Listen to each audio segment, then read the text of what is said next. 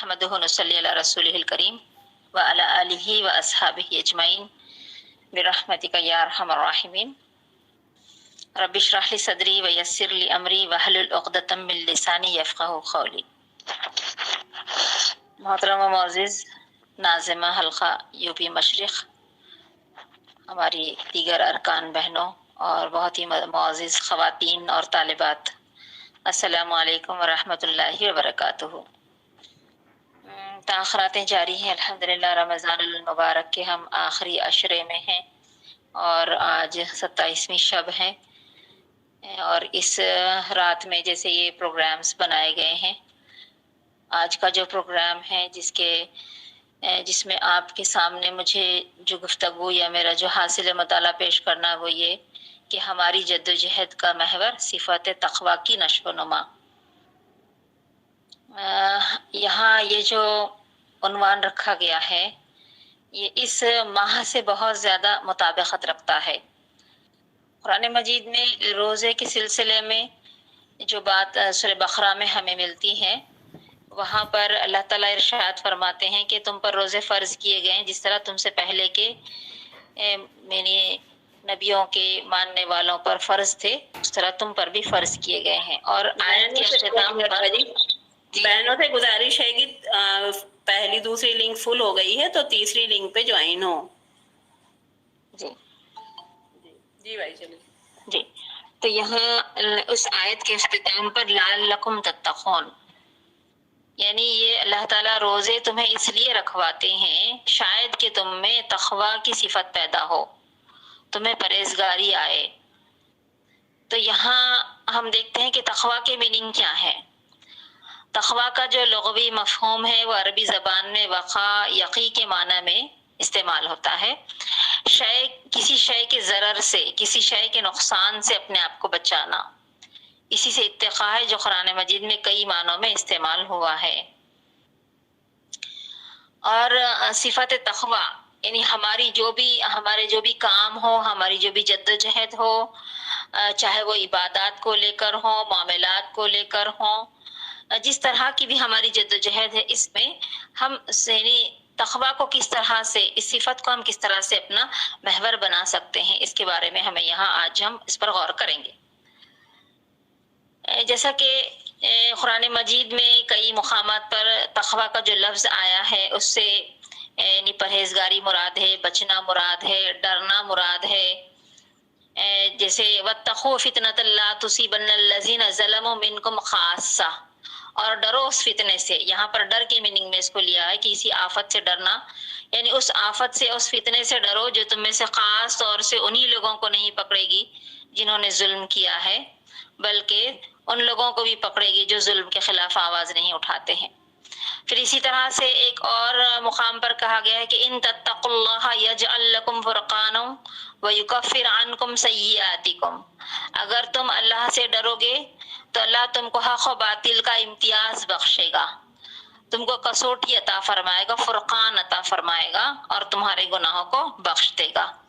تو اس طرح سے قرآن مجید میں کئی مقامات پر تقویٰ کا الگ الگ مفہوم ہمارے سامنے آتا ہے۔ اب ہم دیکھتے ہیں کہ تقویٰ جو چیز ہے وہ آفاقی بھی ہے، جبلی اور فطری تقویٰ، تینوں صورتوں میں ہمارے سامنے آتا ہے۔ ہم دیکھتے ہیں کہ اللہ تعالیٰ نے جو یہ پوری کائنات بنائی ہے، اس کائنات میں ہر چیز کو اس کا تقویٰ عطا فرمایا ہے۔ جیسے تقویٰ آفاق میں، تقویٰ حیوانات میں، یہاں پر 3 قسمیں اس کی بتائی گئی ہیں۔ تو سب سے پہلے جو تقویٰ ہے اس کا مشاہدہ کائنات کے ان گوشوں میں ہوتا ہے جہاں ہم کسی ارادے اور زندگی کا شعور وہاں نہیں ہوتا، بلکہ قدرت کا ایک بندھا ٹکا نظام ہوتا ہے جس کے ماتحت ہر چیز اپنی پوری قوت کے ساتھ اپنا کام کر رہی ہوتی ہے۔ جیسے قرآن مجید میں سورہ ہیں کہ والشمس تجری لمستقر لها ذلك تقدیر العزیز العلیم والقمر قدرناه منازل حتى عاد كالأرجون القديم لا الشمس ينبغي لها أن تدرك القمر ولا الليل سابق النهار وكل في فلك يسبحون، یعنی یہاں پر جتنی بھی چیزیں ہیں اس پوری کائنات میں جو کہ جس میں زندگی موجود نہیں ہے، لیکن اللہ تعالیٰ نے ان کے اندر وہ چیز ان کی فطرت میں ان کے اندر ڈال دی ہے، وہ اس کے مطابق اپنے کام کو پوری طرح سے انجام دے رہے ہیں۔ نہ سورج آگے بڑھ کر چاند کو پکڑ سکتا ہے، نہ ہی چاند سورج پر غالب آ سکتا ہے۔ سورج، ستارے اور آسمان میں یہ ساری چیزیں جو اللہ تعالیٰ نے رکھ دی ہے، وہاں پر ایک میزان کو مقرر کر دیا ہے اللہ تعالیٰ نے۔ پھر اسی طرح ہم دیکھتے ہیں کہ تقویٰ حیوانات میں بھی ہے۔ حیوانات میں جہاں پر زندگی پائی جاتی ہے لیکن انسانوں کی طرح وہاں پر اختیار اور ارادہ موجود نہیں ہے، تو یہاں حیوانات کے اندر بھی اللہ تعالیٰ نے تقویٰ، اپنے آپ کا بچاؤ، اپنے آپ کا ڈر، اس نے یہاں پر بھی اللہ تعالیٰ نے ان کی فطرت میں ڈال دیا ہے، جبلی تقویٰ جسے کہتے ہیں۔ مثال کے طور پر جیسے ایک مرغی کا ننھا سا بچہ پہلے روز سے یہ جانتا ہے کہ کس طرح سے اپنی ذات کو اسے نشو و نما دینا ہے، اپنی ماں کے ساتھ ساتھ پھرنا ہے، ان غذا کے ذرے کو چگنا ہے، کس طرح سے کوے، چیل وغیرہ سے اس کی آہٹ پاتے ہی اپنی ماں کی پروں میں چھپ جانا ہے۔ تو یعنی حیوانات کے اندر بھی یہ ڈر موجود ہے، یہ تقویٰ ان کے اندر بھی موجود ہے، جہاں پر زندگی پائی جاتی ہے لیکن ارادہ اور اختیار نہیں پایا جاتا۔ پھر اب اس کے بعد بات آتی ہے انسان کے اندر تقویٰ کیا ہے۔ تو اللہ تعالیٰ نے یہاں پر آفاقی اور جبلی تقویٰ کے یہی جو مخفی اشارات ہیں جو انسان کے اندر آ کر یہ پوری طرح اجاگر ہوتے ہیں، اور یہاں اللہ تعالیٰ نے انسان کی فطرت کے اندر مفید اور مضر، فائدہ پہنچانے والی چیزیں اور نقصان پہنچانے والی چیزوں کا ذوق دے کر انہیں آزاد نہیں چھوڑ دیا کہ وہ اپنے پسند سے اور اپنی عقل کی رہنمائی سے یہاں پر کام کرے، بلکہ اسے آزادی اور اختیار تو دیا لیکن ساتھ ہی اسے راہ بھی دکھائی کہ کون سی راہ صحیح ہے اور کون سی راہ غلط ہے۔ اس طرح قرآن مجید میں اسی کے بارے میں ارشاد آیا ہے کہ اِنَّا هَدَيْنَاهُ السَّبِيلَ إِمَّا شَاكِرًا وَإِمَّا كَفُورًا، یعنی اللہ تعالیٰ نے انسان کو آزادی اور اختیار تو دیا ہے، اس کے اندر یہ ساری چیزیں رکھ دی ہیں، لیکن ساتھ ہی اس کو اس راستے کی بھی ہدایت دی، بتا دیا۔ اب اس راستے کو پانے کے بعد اس پر وہ چلے یا نہ چلے، اس کا اختیار انسان کو دے دیا، چاہے تو وہ شکر گزار بنے، چاہے تو وہ ناشکرہ بنے۔ وَهَدَيْنَاهُ النَّجْدَيْنِ، اور ہم نے اس کو دو راستوں کی ہدایت دی۔ پھر کہا کہ فَأَلْهَمَهَا فُجُورَهَا وَتَقْوَاهَا، ہم نے اس کے اندر الہام کر دیا، نیکی اور بدی دونوں چیزیں اس کے اندر ہم نے ڈال دی ہیں۔ تو یہاں اس سے یہ بات پتہ چلتی ہے کہ اللہ تعالیٰ نے اس پوری کائنات میں تقویٰ کو رکھا ہے، آفاقی، جبلی اور فطری طور پر انسان کے اندر، پوری کائنات میں، حیوانات کے اندر یہ چیز موجود ہے۔ اب اس تقوی کو ہم سمجھنے کے لیے ایک مثال سے ہم اس کو یوں سمجھ سکتے ہیں، جیسے سمجھے کہ ایک کار ہے، بہت ہی اچھی اور بہترین کار ہے اور بہت ہی تیز رفتار کے ساتھ چل سکتی ہے، اس کے جو پرزے ہیں سارے وہ آپس میں کام کرتے ہوئے بہت ہی فراٹے کے ساتھ اور بہت اسپیڈ کے ساتھ اس کار کو ہم چلا سکتے ہیں۔ وہ کار اگر اسی طرح چلتی رہے تو وہ کبھی ایسا بھی ہوگا کہ کچھ راستوں میں کھڈ وغیرہ آ جائیں تو وہاں پر بھی وہ گر سکتی ہے یا کسی درخت سے ٹکرا سکتی ہے اگر اس کے اندر بریک نہ ہو تو جہاں کار کے اندر اس کی خصوصیت یہ ہے، اس کی خوبی یہ ہے کہ وہ بہت فراٹے سے دوڑنے والی ہو، تو اس کی ایک خوبی یہ بھی ہونی چاہیے کہ اس کے اندر ایک بریک لگا ہوا ہو۔ بریک کے ذریعے سے اس کو ایسے مقامات یا ایسے راستوں پر جب وہ گزرے تو وہاں پر اس کی رفتار کو کم کیا جائے، اس کو بریک لگاتے ہوئے اس کو صحیح راہ پر رکھنے کی طرف اسے لایا جائے۔ تو یہاں ہم تقویٰ کو اس طرح سمجھ سکتے ہیں کہ انسان کے اندر تو سب کچھ چیزیں اللہ تعالیٰ نے رکھ دی ہیں، لیکن کہاں وہ رکے، کہاں وہ چلے، کس جگہ پر وہ اپنے آپ کو چیک کرے، اس کے سلسلے میں یہاں اس کو غور و فکر کرنا ہوگا۔ اسی طرح سے تقویٰ کا جو مفہوم ہے قرآن مجید میں جو ہمارے سامنے کئی آیات کے ذریعے ہمارے سامنے آتا ہے، تقویٰ جو ہے قرآن مجید کا جو مین تھیم ہمیں لگتا ہے، جہاں اگر ہم دیکھتے ہیں تو الحج اشہر معلومات، یہاں پر بھی دیکھیے اللہ تعالیٰ نے تقویٰ کو کس طرح سے ذکر فرمایا ہے کہ الحج اشہر معلومات فمن فرض فیہن الحج فلا رفث ولا فسوق ولا جدال فی الحج وما تفعل من خیر یعلمہ اللہ زاد التقویٰ. تو اس آیت میں دیکھیے یہاں پر ہر عبادت کے جو قیود ہیں، اس کے جو شرائط ہیں اور اس کا جو نتیجہ بخش ہونا ہے، وہ اس بات پر منحصر ہے کہ ان قیود اور شرائط کے ساتھ اس کو پورا کیا جائے. مثلا یہاں جو حج کا ذکر آ رہا ہے تو حج کے سفر کے لیے جو لوگ نکلیں ان کے لیے ضروری ہے کہ وہ اپنے نفس کو شہوت سے، زبان کو گالی گلوچ سے اور بدگوئی سے، اور ہاتھ پاؤں کو جنگ و جدال سے محفوظ رکھیں، اور جہاں تک ممکن ہو بھلائیاں کریں. پھر ان تمام باتوں سے محفوظ رکھنے کو تقویٰ قرار دیا گیا، اور اس تقویٰ کو بہترین زاد راہ سے تعبیر کیا گیا، جس کے معنی یہ ہے کہ جس طرح وہ شخص بغیر زاد راہ کے، اگر کوئی ایک شخص ایسا ہو جو بغیر زاد راہ کے سفر کے لیے اٹھ کھڑا ہوتا ہے تو اسے سفر کے ہر قدم پر مشکلات کا اور خطرات سے وہ دوچار ہوتا ہے. معلوم نہیں کس مرحلے میں اسے بھوک لگ جائے، پیاس لگ جائے، بے سر و سامانی کی حالت میں ہو سکتا ہے اس کا خاتمہ بھی ہو. تو یعنی اگر ہم سفر پر جاتے ہیں تو جس طرح سے زاد راہ ساتھ لیتے ہیں، تو کہا گیا ہے کہ ہم اس سفر پر جا رہے ہیں تو اپنے ساتھ زاد راہ تقویٰ کو لینا ہوگا. پھر اسی طرح سے کئی مقامات پر قرآن مجید میں تقویٰ کے سلسلے میں ہمیں بات ملتی ہے. آگے متقین کی صفات ہمیں جو ہے دیکھیں گے ہم کہ متقین کی صفات کیا ہیں. تو یہاں پر اللہ تعالیٰ قرآن مجید میں متقین کی صفات بھی جو ہمیں بتاتے ہیں کہ پوری مکمل آیت ہے سورہ بقرہ کی آیت نمبر 177 میں اللہ تعالیٰ ارشاد فرماتے ہیں کہ لیس البر ان تولوا وجوہکم قبل المشرق والمغرب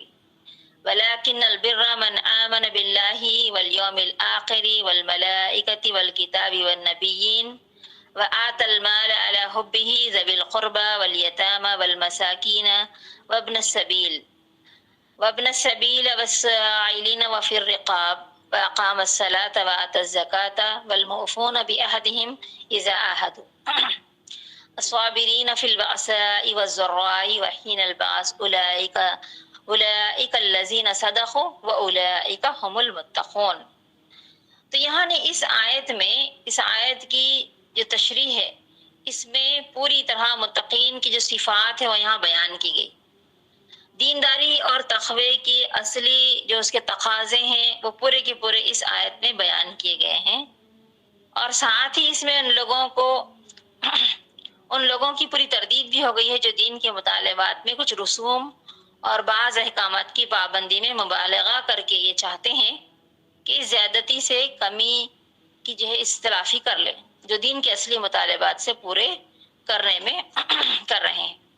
تو قرآن صاف صاف کہہ دیتا ہے کہ یہ وفاداری اور تقویٰ نہیں ہے. تقویٰ کے کاموں میں فلاں فلاں کام اصل اور اساس کی حیثیت رکھتے ہیں اور اس خصوصیت کے ساتھ قابل ذکر ہیں. تو یہاں جو مومنین کی صفات بتائی جا رہی ہیں اس آیت میں مکمل طور سے ہمارے سامنے آتی ہیں. پھر اسی طرح دیکھیے قرآن مجید جس چیز کو تقویٰ قرار دیتا ہے اس کی حقیقت اس سے زیادہ کچھ نہیں کہ آدمی اللہ تعالیٰ کے مقرر کیے ہوئے حدود کی پابندی کرے اور اس سے ڈرے، اور آج کی ادنا سے ادنا کوتاہی کا بھی ایک روز اللہ کو حساب دینا ہے اس بات سے وہ ڈرتا رہے. اور اس دن نہ کسی کی دوستی کام آئے گی، نہ کسی کی کوشش، نہ کسی کی سفارش کو اسے فائدہ پہنچا سکے گی. آدمی کے نیک اعمال ہی اس کے کام آئیں گے اور خدا کی رحمت اور عنایت ہی اس کو اس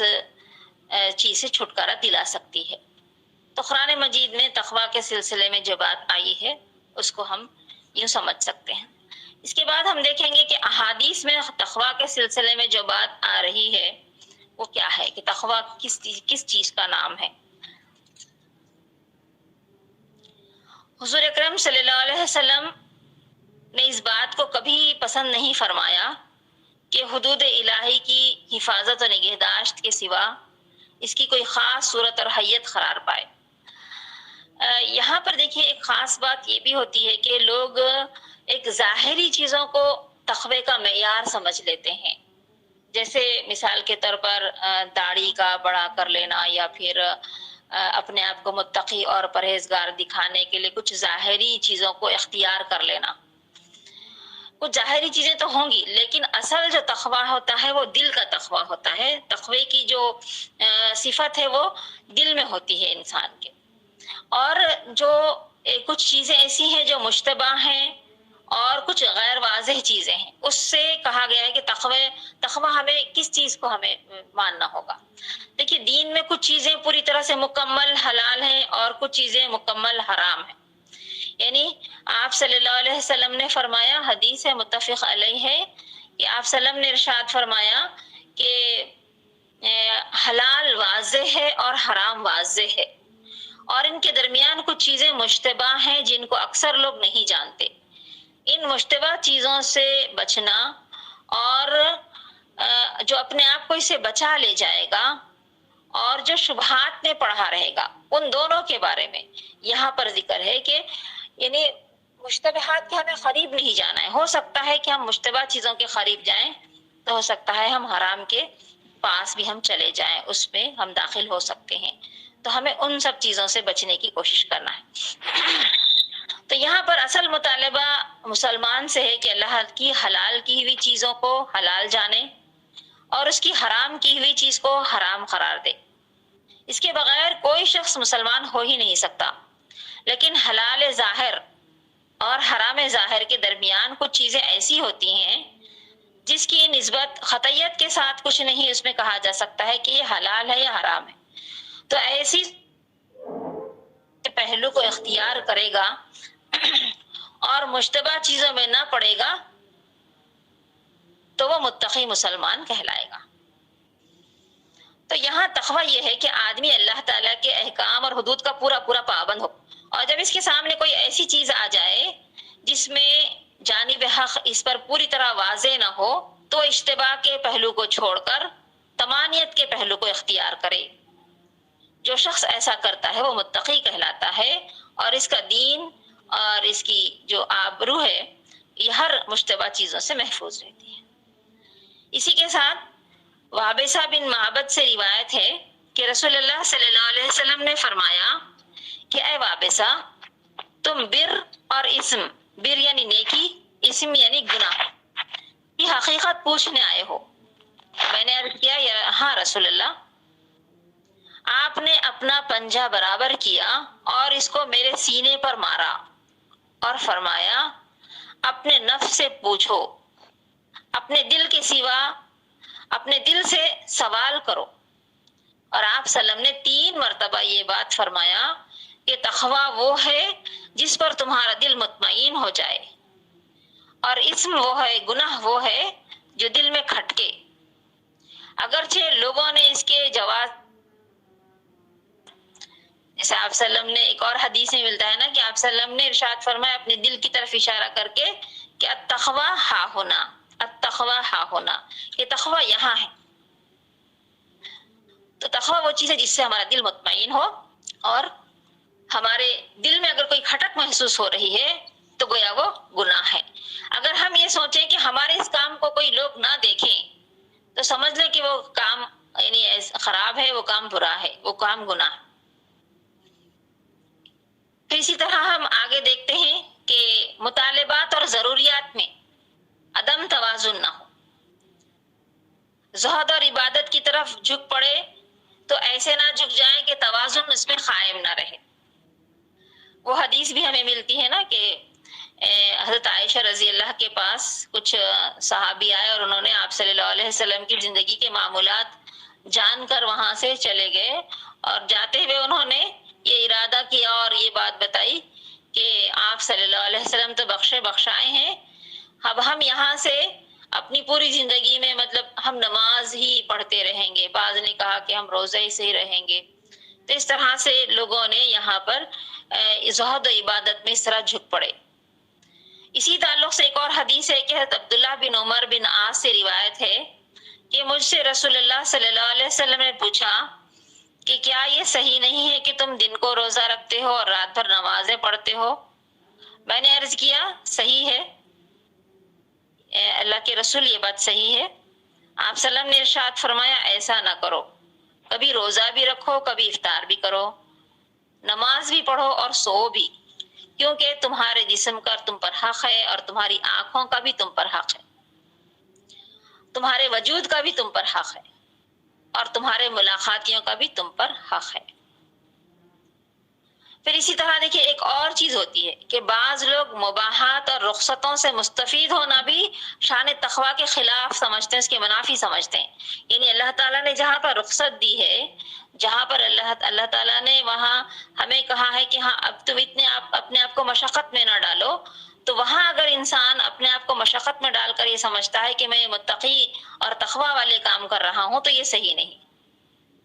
تو یہاں جو احادیث آ رہی ہیں اس کا اگر ہم خلاصہ دیکھتے ہیں تو وہ یہ ہے کہ جس طرح رخصتوں کی تلاش اور مباحات سے فائدہ اٹھانے میں جانب حق سے بے پرواہی تقویٰ کے خلاف ہے، اسی طرح دین میں خواہ سختی اور تشدد کے پہلو کا التزام کرنا بھی تقویٰ کے منافی۔ تقویٰ کی راہ اس سہل انگاری اور اس تشدد پسندی کے بیچ سے نکلتی، مطلب انسان نہ ہی سہل انگاری کے ساتھ ایسا رہے کہ بہت سے عبادات کو اور بہت سے کاموں کو چھوڑ دے، یا پھر اپنے آپ پر اتنی سختی کرے کہ کوئی اپنے لیے کوئی چیز کو ایسے لازم کر لے کہ جس سے اس کے لیے سختی ہو جائے۔ تو کہا گیا کہ ان دونوں کے درمیان کی جو راہ ہے وہ تقویٰ ہے۔ پھر کہا گیا اگلی بات جو ہمارے سامنے آتی ہے وہ یہ ہے کہ نفل نمازیں تقویٰ اور کثرت نوافل کے سلسلے میں کیا آپ صلی اللہ علیہ وسلم نے ارشاد فرمایا۔ حضرت حسن رضی اللہ سے روایت ہے کہ رسول اللہ صلی اللہ علیہ وسلم سے بنی اسرائیل کے 2 شخصوں کی بابت دریافت کیا گیا۔ ایک عالم تھا جو فرض نمازیں پڑھ کر بیٹھ جاتا اور لوگوں کو بھلائی کی تعلیم دیتا، اور دوسرا دن میں روزہ رکھتا اور شب میں نمازیں پڑھتا تھا۔ ان میں کون افضل ہے؟ حضور صلی اللہ علیہ وسلم نے فرمایا یہ عالم جو فرض پڑھ کر لوگوں کی تعلیم میں مشغول ہو جاتا ہے اس عابد پر جو دن میں روزے رکھتا ہے اور شب میں عبادت کرتا ہے، وہی فضیلت رکھتا ہے جو میں تم میں سے ادنا ترین فرد پر حیثیت رکھتا ہوں، فضیلت رکھتا ہوں۔ تو یہاں ان تمام روایات سے یہ بات ثابت ہوتی ہے کہ زندگی کو ایک توازن کے ساتھ اللہ کے حدود کے اندر بسر کرنے کا نام تقویٰ ہے۔ ایک شخص اگر فرض ادا کر کے اپنا بقیہ سارا وقت دین کے سیکھنے اور سکھانے اور اس کی اقامت کی جدوجہد میں صرف کرتا ہے تو وہ ان لوگوں سے کہیں زیادہ متقی ہے جو رات بھر نمازیں پڑھتے ہیں اور اوراد و وظائف میں مشغول رہتے ہیں، لیکن تعلیم دین یا اقامت دین کی جدوجہد میں ان کا کوئی حصہ نہیں ہوتا۔ پھر اسی طرح سے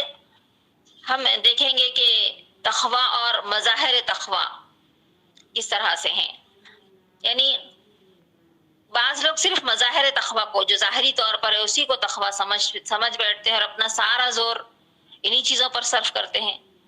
مثلا ازار کا ٹخنوں سے اونچا ہونا، داڑھی کا لمبا ہونا، لبوں کا ترشا ہوا ہونا، اس طرح کی کچھ چیزیں ہیں جو انسان سمجھتا ہے کہ یعنی یہی وہ ظاہری چیزیں ہیں جو تقویٰ کو دکھاتی ہیں۔ اور تو ان کی یہاں پر بتایا گیا کہ اس کی مثال ایسی ہے جیسے ایک شخص نے اپنے گھر میں ایک چراغ جلایا اور اسے کسی ایک مرکزی جگہ پر رکھے اگر تو وہاں سے پورے گھر میں روشنی پھیل سکتی ہے، لیکن اگر مرکزی جگہ سے گوشے میں یا کسی کونے میں اس کو رکھ دیتا ہے تو بس وہ اس کا اتنا ہی کونا روشن ہوتا ہے۔ تو کہا گیا کہ اگر ہمیں پوری طرح سے گھر کے یعنی حصے کو پورے گھر کو روشن کرنا ہے تو اپنے چراغ کو جس طرح سے مرکزی یعنی حصے پر رکھتے ہیں اسی طرح سے جہاں سے ہم پورا گھر ہمارا روشن ہوگا، تو کہا گیا کہ اسی طرح سے انسان کا جسم میں اس کے دل کا جو حصہ ہے وہ اس طرح سے ہے جیسا کہ وہ انسان کا مرکزی حصہ ہے، مرکزی عضو ہے۔ اگر وہ ٹھیک ہو جائے گا، اگر وہ اس کے اندر تقویٰ ہوگا تو اس کے سارے اعضاء و جوارح سے تقوی کے مظاہر سامنے آتے رہیں گے۔ پھر اسی طرح ہم دیکھتے ہیں کہ اگر ہمیں تقوی کے سلسلے میں غور کرنا ہے اور اس کو سمجھنے کی ہمیں کوشش کرنا ہے تو یہاں 3 چیزوں کی طرف ہم کو متوجہ ہونا ہوگا۔ ایک تو خدا کے تصور کے سلسلے میں یعنی توحید کے سلسلے میں، دوسرا عقیدہ آخرت کے سلسلے میں، اور تیسرا شریعت کے حدود، شریعت کی جو تجدید ہے اس کے سلسلے میں ہم کو دیکھنا ہوگا کہ پہلی چیز یعنی خدا کا تصور، جب یعنی ہم اللہ تعالیٰ کو اس کی پوری ذات، اس کی ذات کو اس کی پوری صفات کے ساتھ اس کے حقوق کا صحیح علم اگر ہم پیدا کرتے ہیں تو تبھی جا کر ہمارے اندر تقویٰ پیدا ہو سکتا ہے۔ جیسے ہم دیکھ رہے ہیں ابھی روزے کا جو مہینہ یعنی چل رہا ہے، ہم لوگ روزے رہتے ہیں، تو یہاں اللہ تعالیٰ کی جو صفات ہے، اللہ تعالیٰ کی جو ذات ہے، وہ اگر ہم اس کو پوری طرح سے ہمارے پاس اس کا علم اگر ہوگا تبھی جا کر ہم ڈریں گے، بچیں گے اور برائیوں سے اپنے آپ کو روکنے کی کوشش کریں گے۔ جیسے مثال کے طور پر اللہ تعالیٰ علیم ہے، اللہ تعالیٰ جانتا ہے، یعنی اگر ہم کوئی برائی چاہے وہ ہم چھپ کر کریں، چاہے وہ اندھیروں میں کر لیں، لیکن اللہ تعالیٰ جانتا ہے۔ اگر یہ چیز ہمارے دل میں بسی رہے، ہمارے پاس اللہ تعالیٰ کی صفت کا یہ علم اگر ہو تو پھر انسان برائیوں سے بچ کر رہے گا، کیونکہ اسے اس بات کا علم ہوگا کہ میرا رب جانتا ہے، وہ علیم ہے، وہ علیم بذات الصدور ہے، دل کی میری کیفیات تک کو وہ جانتا ہے۔ اسی طرح سے اللہ تعالیٰ کے حاضر اور ناظر ہونے کا احساس کہ اللہ تعالیٰ ہر جگہ موجود ہے اور ہر ایک کو دیکھ رہا ہے، بصیر ہے، وہ اس کی یہ جو صفت ہے اگر ہم اس پر غور کریں اور اس صفت کو ہم اپنے اندر پیدا کریں تو ہمارے اندر تقویٰ پیدا ہو سکتا ہے۔ ہم اکیلے میں بھی کوئی برائی کا کام نہیں کریں گے۔ ہم ابھی آپ دیکھ رہے ہیں کہ میری گرمی شدت کی ہو رہی ہے، ہم وضو کرنے کے لیے بھی منہ میں ہم پانی لیتے ہیں تو ایک خطرہ بھی ہم اپنے حلق سے نیچے نہیں اتارتے، وہاں پر کون سی چیز دیکھ رہی ہے، لیکن ہمارے ذہن میں یہ بات ہوتی ہے کہ اللہ دیکھ رہا ہے، کسی کو معلوم نہ ہو نہ ہو، اللہ تعالیٰ کو پتہ چل جائے گا۔ تو یہی وہ ڈر ہے، یہی وہ چیز ہے جو انسان کے دل کے اندر ہوتی ہے۔ تو اللہ تعالیٰ چاہتے ہیں کہ رمضان کے بعد میں بھی 11 مہینوں تک، یہ جو 1 مہینہ ہم ٹریننگ کر رہے ہیں، تو بعد کے 11 مہینے میں بھی ہم ہر کام کرتے ہوئے سوچے کہ یہ اللہ تعالیٰ کی رضا والا کام ہے یا اللہ تعالیٰ کی ناراضی والا کام ہے، کیونکہ میرا رب جانتا ہے، میرا رب علیم ہے، میرا رب بصیر ہے، میرا رب علیم بذات الصدور ہے۔ تو یہ چیز انسان کے اندر پیدا ہو سکتی ہے۔ تو یہاں اللہ تعالیٰ کی صفات کا، اس کی ذات کا اگر ہمارے پاس پوری اس کی معرفت اگر ہوگی تبھی جا کر ہمارے اندر تقویٰ پیدا ہو سکتا ہے۔ دوسرا ہے دیکھیے عقیدہ آخرت۔ عقیدہ آخرت ہمارا جتنا پختہ ہوگا اتنا ہی ہمارے اندر تقویٰ کی صفت پیدا ہوگی۔